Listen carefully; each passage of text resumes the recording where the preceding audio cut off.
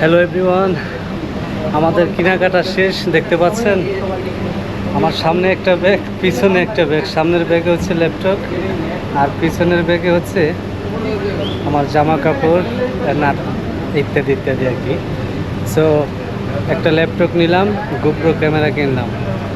তো আমার blog set up complete.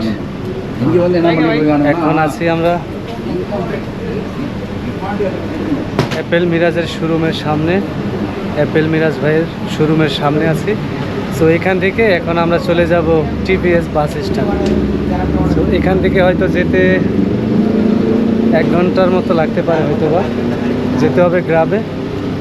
And তারপরে টিপিএস গিয়ে বাসের টিকিট কেটে তারপরে বাসে উঠবো। ওইখান থেকে আমাদের বাসা পর্যন্ত পৌঁছতে সময় লাগবে প্রায় 4 ঘন্টার মতো।